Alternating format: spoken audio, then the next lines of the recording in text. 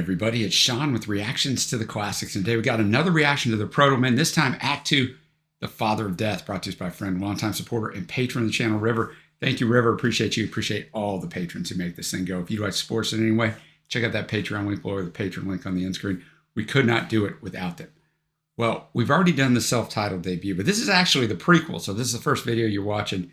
That's fine. It's probably actually better in some ways. But River brought the debut last month, so I'm going to kind of give you the same background that I gave you before, just on the Protomen real quick, because you may have never heard of them. River said the Protomen are an American rock band from Tennessee. These albums are based loosely on the Mega Man video games. Act 1 of the self-titled being set chronologically after Act 2. That's why I tell you, if this is the first one you're watching, you're in good shape. I don't want to spoil the album at all. However, I'll give some of my favorite songs by the Protomen as you're going to get both of their main albums. So one of these is on the other album. But top 3 songs for me in no particular order are Keep Quiet, The Stand, Man or Machine, and Light Up the Night. So a little bit of my quick facts. They're an American rock band who started their career composing concept albums loosely based on the video game series Mega Man. Their stage names are largely references to pop culture films, song titles, and fictional characters. The groups refer to themselves as storytellers, creating a rock and roll fable. The band's composed mostly of MTSU recording programming graduates, Middle Tennessee State University, and originated in order to meet class deadlines and the need to record for their grades. Their first live performance was in April of 2004. Most of the band had graduated and moved to Nashville by 2005. In a 2009 interview, lead vocalist Panther stated, "We basically gathered up all of our good friends from the local rock band of Murfreesboro, tied ourselves together and tried to walk, and somehow it worked.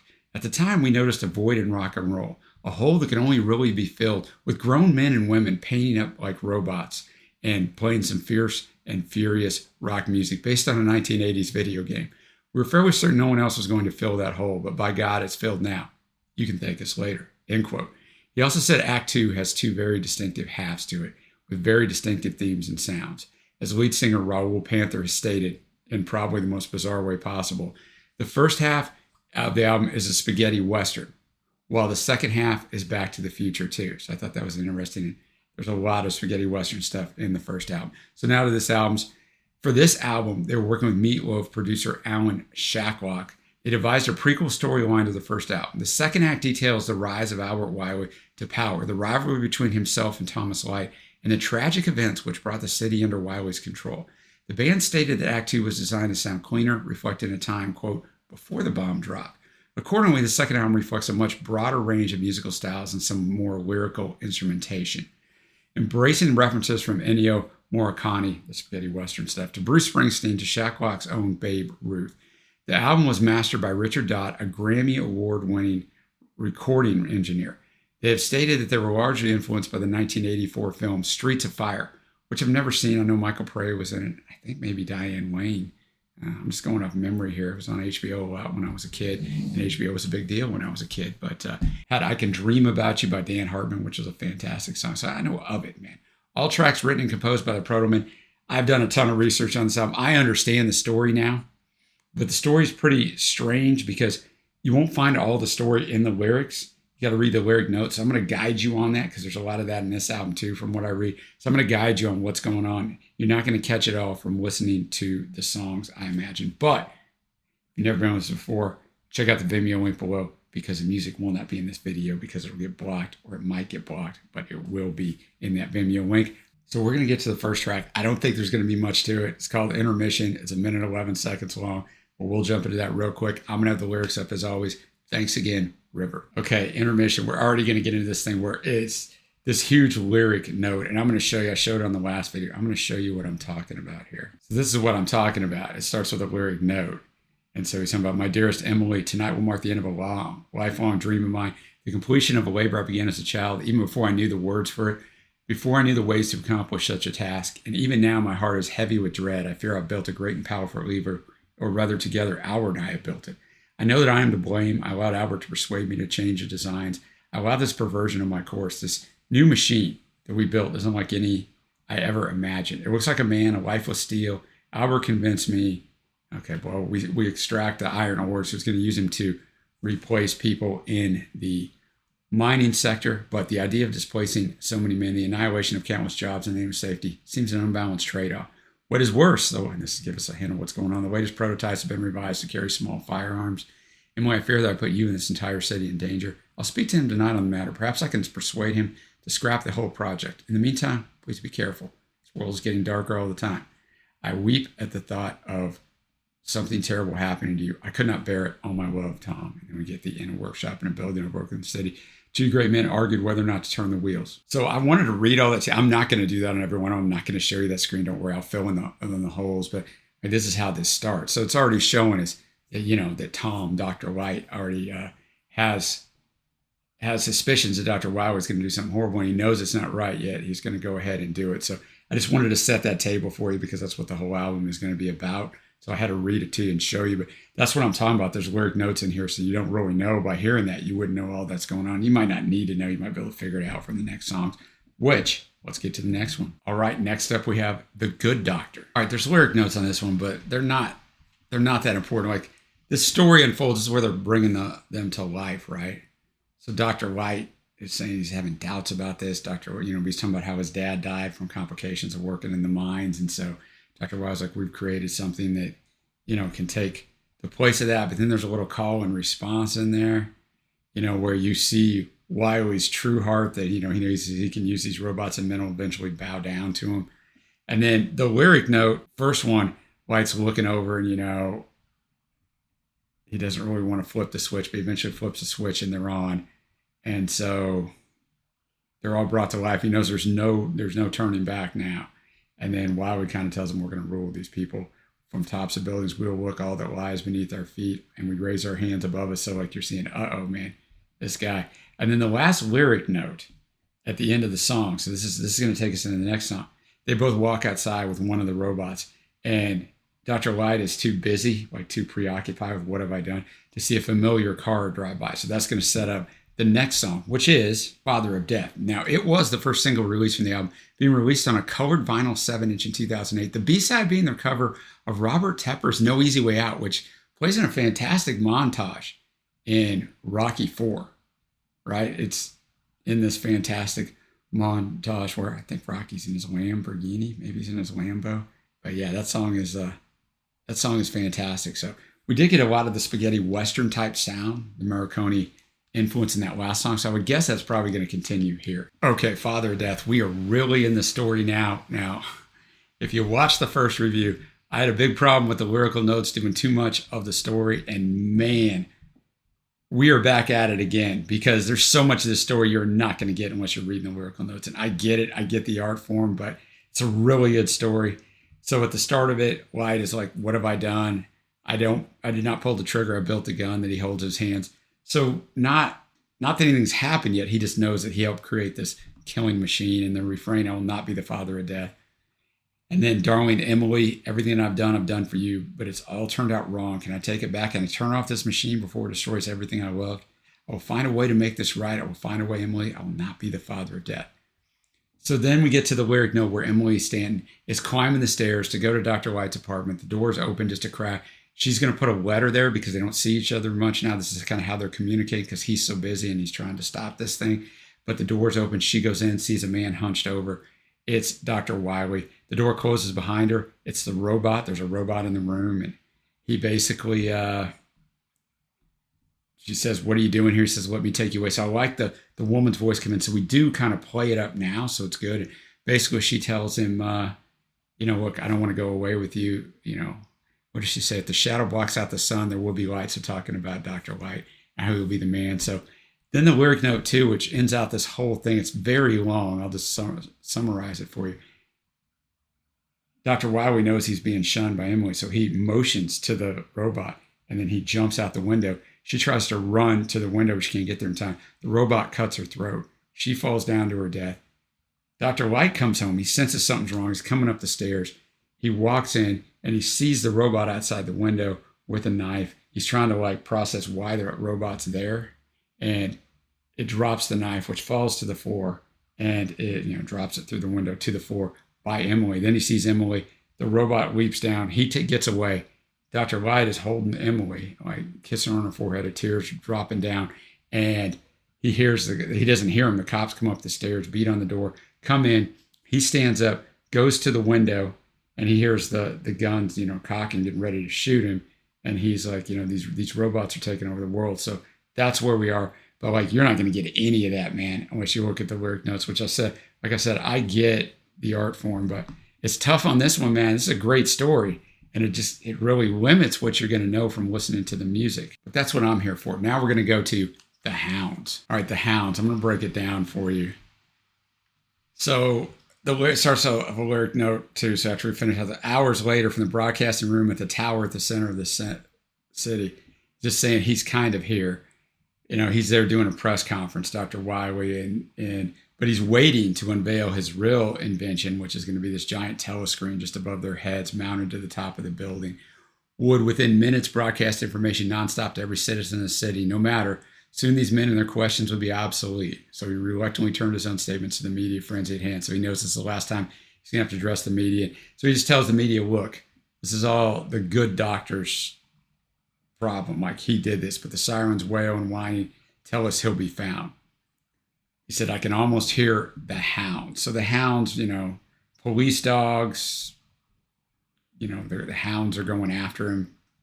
Turn back to the reporter. So what kind of man builds a machine to kill a girl? No, he did not use his hands. Like a smart man, he used a tool. Somebody asked, what's her name? Doesn't matter now. The good doctor has to pay. So he's just totally putting this all off on Dr. White, who was not there to defend himself. And then we realize he steps through the throng of reporters. It's a lyric note, looks at the digital countdown. He knows it's time. When I say he was a monster, when I set fire to his name, it does not matter where you hear it from, the truth or lies. It gets said all the same. And he glances down on his watch, and it's like, then all the lyric notes tell us 1 minute, 46 seconds until broadcast. So he walks into a studio and gets out of the way. And he sings a little bit, 58 seconds there. If there was ever a time, if there's ever a chance to undo the things I've done and wash these bloodstains from my hand, 49 seconds there. Because you and I, Tom, we are men and we can bend and we can break. 40 seconds to air. Where you forget who turned the city on. You forgot who plugged it in. 30 seconds to air. They'll not switch it off again. So he's excited. 15 seconds to air. And then we get where it all comes on, right? It all comes on. The red blinking light went solid. Outside on the giant screen, Wiley's face came into focus. For the first time, the people of the city looked at one man. They saw the face of a leader, one man towering above the city. After a few inspirational opening lines, Wiley turned his attention to the matter at hand, Thomas Light. He assured them that the murderer would be apprehended. He promised them that their city would be made safe again. They trusted him completely. So those are all lyric notes again. Also a huge problem for me. I'm probably going to beat this to death, guys, but after the first album, it's like, I get it, though. It's a great story, and I'll tell you what. I have to focus so much on telling you guys what's going on. I'm not being able to get into the music enough because I want this video to be 2.5 hours long. But the music on this one, the music on the first one was kind of hit or miss, right? There's a lot of effects and kind of making, those 8-bit effects because they recorded the first album over 2 years and they're college students and they're trying to do some things and get some stuff done. This album, you can tell a huge difference. Like musically, they've grown leaps and bounds. And this song in particular, with the horns, the propulsive beat, the guitar is more on point. This song is by far their best song as far as musically, production, arrangement-wise, putting it together. So very well done. Now we get to the next track, The State versus Thomas Light. I'm going to guess that Dr. Light's in trouble, right? That title tells me that he's been caught and he's in trouble. All right, so I'll unfold it for you like I've been doing all along. So the lyric notes, it starts out, picks up 3 days. Thomas Light was picked up 3 days later in Beggar Cemetery. Emily had been buried there an hour earlier. No one was there, not even her coworkers, because they were picking up for the slacks, and she was obviously gone. So only the people burying her body heard the priest say a few words. And an hour after the ceremony, he stepped out because he was watching. Thomas was right behind the tree line, and he got on the grave and said some things, and the police were waiting, and they arrested him. But he didn't even care. He didn't resist. The trial began within the week. The media circus was phenomenal. The city saw a demon portrayed on the screen. Remember now the big screen. So Dr. Wiley was controlling everything on the big screen.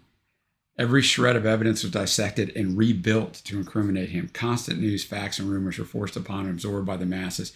Then when we get to the part where the song actually kicks in, I thought the song was great because of the piano and just his anguished vocal delivery really, really worked on this. But he tells them, like, look, Emily, the crowd was gathered here, but it's not because of you. Emily, the taste of blood in their mouths. I can't imagine what they'll do, but it doesn't matter what they'll do to me. They've forgotten you. They'll hang me from a rope tonight. Will you be waiting here for me? So Thomas is starting to, wrap his mind around the fact, look, I want to be dead so I can go see Emily. Will our souls remember what we said when we meet on the way out of town?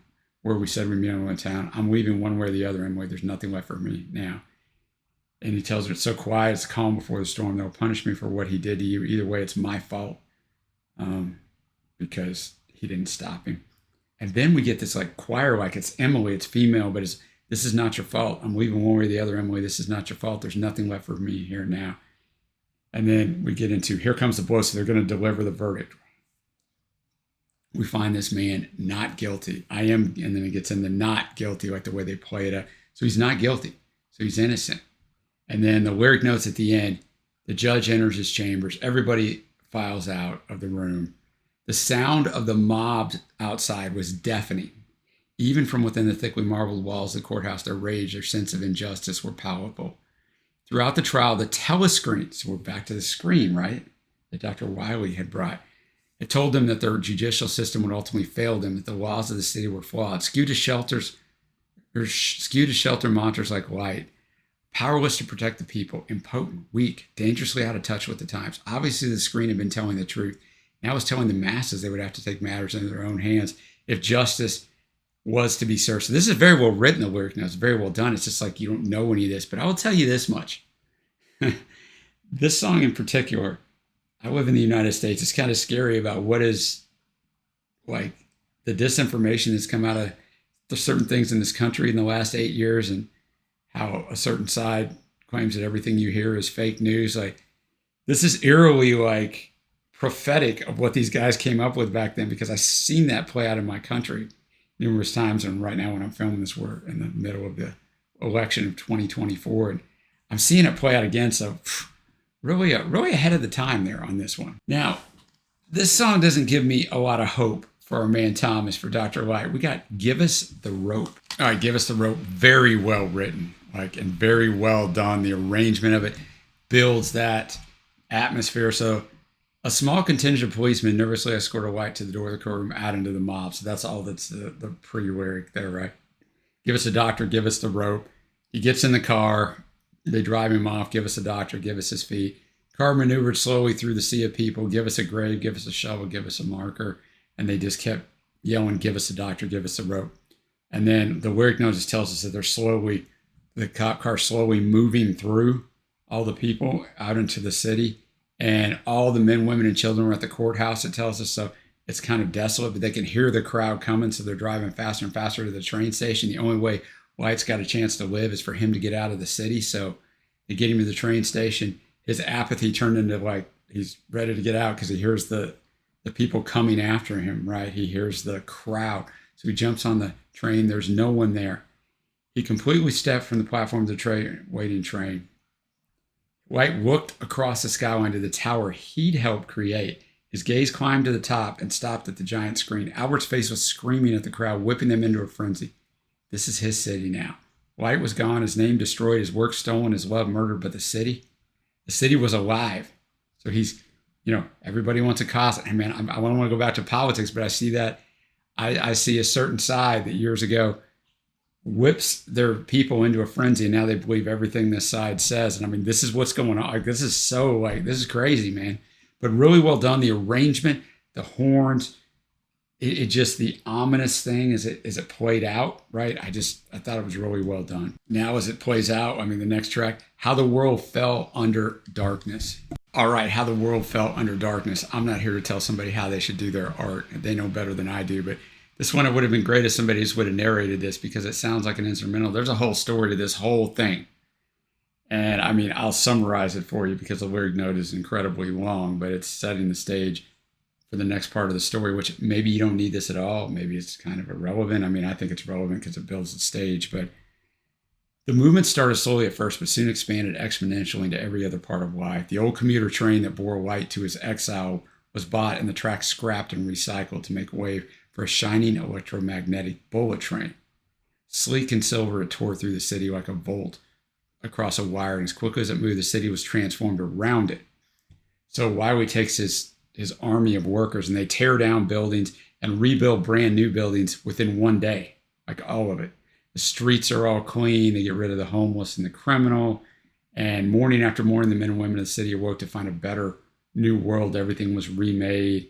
The single screen on top of the tower sent out signals to now hundreds of satellite screens. Now there's screens everywhere. So you don't got to worry about just looking at the tower.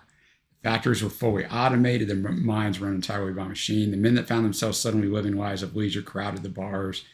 They never spoke an ill word against anything. Years passed. A generation grew up with the metal arms that embraced the city. The older generations never told them what the city looked like before the machines, like how bad it was. This new world was so perfect, it seemed dangerous to speak of the old world, and that only one man created it for them. So these people felt like they're the recipients of a gift. An unspoken fear dangled above the heads of every man and woman, keeping them silent, keeping them safe. Even so, rumors started. Ghost stories of a demon, a beast with a single red eye, he that would pluck you from your bed at night if you were found with a dissenting word on your tongue. Mothers told children to stay close as they traveled through the streets, keep a smile on their faces, never speak ill of the machines. A generation grew up inside the metal hands that gently circled the neck of the city. Some of them grew up hating the city, fearing the machines.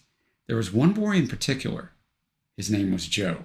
And that'll take us to the next song, which is one of 3 7-minute plus songs that finish out the back half of this album. We got Breaking Out. Okay, Keep Quiet, a fantastic song. A lot of people said it was like Springsteen. I think it's much more like Meatloaf and Jim Steinman, right? I see a little Springsteen in there, and I'll point it out with the keys, the female backings. But Joe is going to rise up, right? With every uprising, there has to be one person that starts it. Usually they're the martyr and they don't make it, but there has to be one person that starts it. So he talks about, I want to get out of here.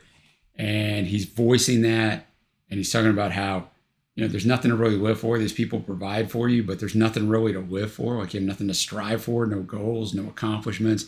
And even then, if you speak out against them, you're going to disappear. So he goes to this bar. He's telling this girl about, I know you can't come with me. The engine's running, baby. We don't have time for goodbye. So I can see a little Born to Run in there, They don't name her as Mary, but heck, it could be like in Born to Run. But he steals a kiss from her and takes off. And he goes to his childhood home. The lyric notes tells us he goes to his old home, his childhood home. His mom disappeared 3 years ago, so I wonder if she was saying something right, put these ideas in his head. And his dad's been gone for 10 years, and so he decides he's got to get out of here. He goes out to the garage and gets his father's motorbike, which is a relic, and he jumps on there, and he takes off, and then the chorus comes in, oh, don't turn your back on the city because everyone's scared. But no one wants anybody to say anything because they don't want to piss off Dr. Wiley. He ignored the voices we're told in the lyric notes, and say a prayer for all the fathers who still remember. Oh, don't turn your back on the city. Say a prayer for all the girls who've learned to stand up. Say a prayer for all the boys who won't surrender. Sometimes I just want to drive. This is Joe. This whole thing's from Joe's perspective. This whole thing almost is sung, right? I want to burn until there's nothing left to burn about. I will not be afraid to fight, so I'm breaking out of here tonight. So he keeps talking about this. If you can hear my voice outside these walls, if you can hear me sending out this message tonight, break the silence, send a signal back. I'm coming. All I need is a little guiding light. And then he talks and he kind of keeps going into all of that. And then the lyric notes that like ends this thing, he's getting farther and farther out of the city. So he kind of stops once he's out of the city, but he can still hear the screen and saying, just nonsense stuff. But he's out of the town for almost an hour, a place to which men now rarely venture. This is all in the lyric notes. Dark streets flickered under failing street lamps, away from the machines, away from the people trying to keep him silent. He should be feeling free, but he wasn't. Feeling something else, a wariness, a hesitation. Joe let off the throttle. As his father's bike slowed to a crawl, he understood the feeling he had ever since he decided to leave the city. The hesitation was the knowledge that he was being watched. Watch when he kissed the girl at the bar goodbye. Watch when he left his mother's house. Watch even now, miles from the heart of the city, a face in the shadow. So he stopped in the middle of the street. He's going down to pull out a knife because he's, feeling endangered. Joe heard footsteps, slow and deliberate, echoing from the darkness of the alleyway. He recalled the stories he heard as the children of the city loved to repeat about the red-eyed assassin. White monster, they called it. As the footsteps emerged from the darkness of the alley, Joe's hand let off the grip on his knife. It was a gray-haired man. Joe was about to speak when the old man lifted a finger and pointed past him into the darkness. Joe turned to see a single red light pulsing from the depths of the alleyway behind him. So I guess this thing was following him. Song-wise, just fantastic, but I feel like I've got to just tell you this story. I got to play out this entire story of this album because you can't read the lyric notes, but really, really well done song again. Like the musicianship, has jumped exponentially from the first to the second album. That was a 7-minute song. We got 4 songs left, but they're long because we got 2 more 7-minute songs. This one being the next one. We got Keep Quiet. Okay, Keep Quiet. So Joe comes face to face with the red monster, right? And he's telling him, I've seen you before. And then, of course, they say the city, she's been dead for years now, So death is not something that scares me. It scares me. There's worse things than death here. They told me, keep quiet. I'll not be told where to stand. I'll not be told what to say, not by man or machine, not by you, not by anyone tonight. So he's telling the machine, you have to do better than fear. You're going to have to step out of the shadows and fight. And when they see your face again, they will know what it means to have fear dragged out into the light, drag it out. And then we get that chorus again. So come on, step out to the fight. So then the lyric note tells us the red-eyed assassin stepped from the shadows. He'd been keeping pace with the motorcycle for an hour, and he was ready to go. He has a gun by his side, but he never moved for it. He had a large blade clenched in its left fist, waiting for the proper moment. So the same way that Emily was killed at the start, right? Then we get in the chorus again, and then the outro of the machine says, the city, she's been dead for years now, so death is nothing that scares me. She's been dead for now. She's been dead for now. The city. And then we have to have the lyric note, which, the dramatic instrumentation thing, like the drumming is fantastic, the guitar work builds into this, but I'm going to have to tell you kind of what happened. So Joe attacks the machine. They go at each other, and the knife goes away, and they slam to the asphalt. The machine was on top, his cold hands tightening around Joe's neck, and Joe's fingers clawed at the smooth metal, covering the machine, searching for a place in the armor. His hand found the gun instead, so he shoots it, and it's got a hole in it. It flies away. He jumps up and goes over to it, and the gray-haired man stopped him. The man knelt down, his face inches from the machines, and spoke, his voice gruff and trembling. I built this. It's mine to destroy. With surprising speed, his right hand shot to Joe's boot and withdrew the knife. With his left hand, he grabbed the machine by the jugular-shaped electrical conduit at its throat and sliced. A single swift blow, the eye went dark, the machine was dead. The two faced each other in the middle of the street, Joe's labored breath drowning out the telescreen in the distance. My name is Thomas White. So they return the machine, drag it over out of the light, and with a few deft motions, Dr. White detached the dark green helmet from the body of the robot, tossing it to Joe. Here, try this on. So Dr. White's been waiting for all these years. He finds Joe. He finds someone to help him. Thought the song was really well done. Again, we got 3 songs left. Now we got Light Up the Night, which is by far the most streamed song, with 14 million streams. And if you remember back at the beginning, one of River's favorite songs. All right, Light Up the Night. This song is fantastic. That 80s, sound to it, so catchy, so well done. That backing choir just brings and this song tells it totality. There's not one lyric note. So they say this is the only song where Dr. White and Joe were actually talking to each other, but Dr. White is telling him, look, we got to go after the tower because that's where all the messaging is being disseminated from. We got to go after the tower and knock it out. So I think that's what they're about, light up the night, play on the word, and let's go get the tower and let's take down Dr. Wiley, who I keep wanting to call Dr. Evil, right? Dr. White and Dr. Evil, it makes, but so they got to go take down Dr. Wiley, take down the communication. Where is everything being disseminated from? Once you take that down, you can get people to start to think for themselves. But the music itself, the back half of this album, remember at the start, Panther said it's more like Back to the Future too. And I've seen that, I just haven't pointed out. It's got a much more 80s feel to it, but this song goes all in, and it's catchy, it's fantastic. 2 songs left. We got The Fall. Okay, The Fall. So pivotal to this story, right? So pivotal. And yet they give us absolutely nothing. If you don't read the lyric notes, you're going to have no idea what's going on. And they showed in the last song they could do this. So I just wished they would have given this here, because basically what happens is, from the lyric notes, Joe's done talking to Dr. White. He kicks his motorcycle engine back on. He spins back towards the city, heading right for White's tower. And he's thinking to himself, pretty soon, the kids aren't going to have to hear this misinformation. He's never known silence. Soon the kids are going to know silence because he's going to stop it.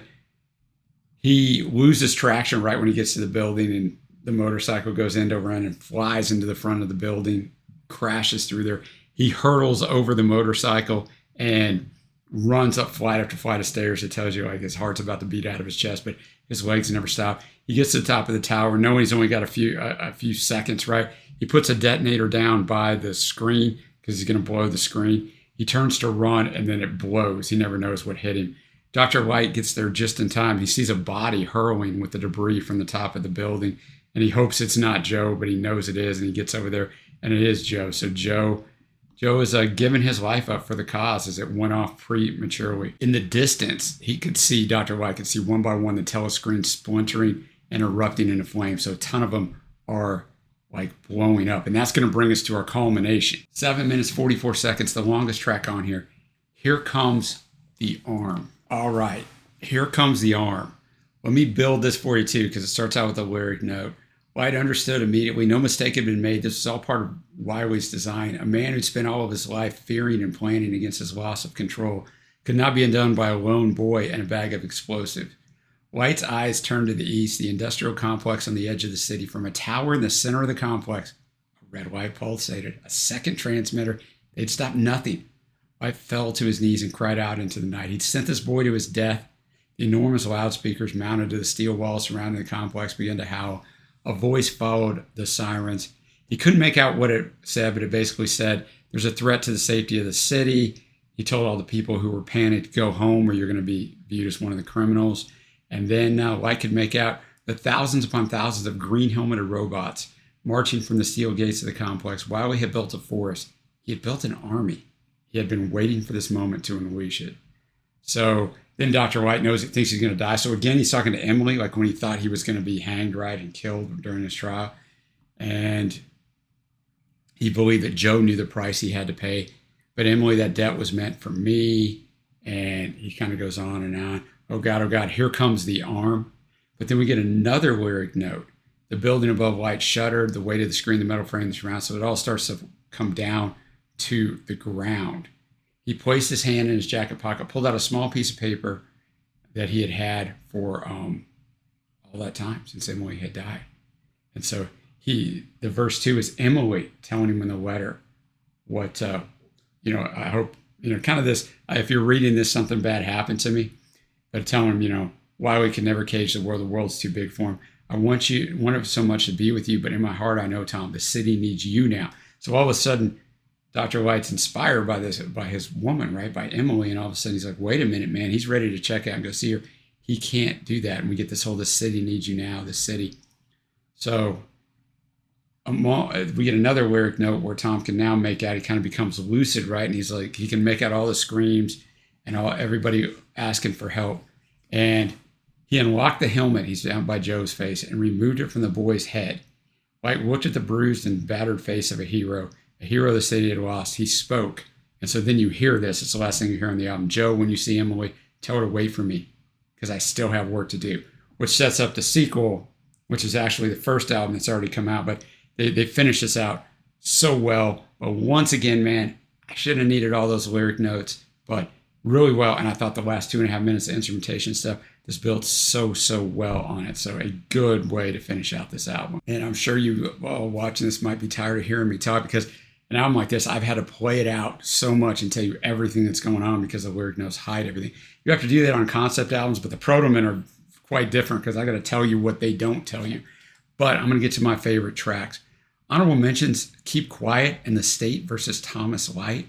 My favorites, The Hounds, Breaking Out, and Light Up the Night. So as I get to my overall score, I'll tell you that's much different than the first album. The music on this album, the production, all of it, they have jumped exponentially from the first album. The first album's like a cool idea. The music's and so much of the story, you got to get through the lyric notes. I think on this album, obviously the musicianship is like these 5 songs are all replayable without the story. In the first album, I don't think anything was replayable without the story. These are all just replayable without the story. Just so well done. You don't have to have the lyric notes as much for this album as you did for the first album. So I think they've made progress. They're supposedly always wanted to make a third album. Maybe on that album they'll get it all right because some of these songs, like Light Up the Night, they didn't need it. You go from that High, which is the 10th song, to The Fall, which I just thought was such a huge drop to where you don't know anything that's going on. So I think this album had possibilities of being like sky high. I think the story's great. If you're reading the lyric notes, I think it's all fantastic. I think they did a great job. And it could, get on that 8.5, 8.75 territory, like way, way up there. Unfortunately for me, I can't do it because you've got to have these lyric notes or you miss so much of the story. You don't miss all of it, but you miss a lot of it. So for me, it's going to be a 7.75, a huge leap from the first album.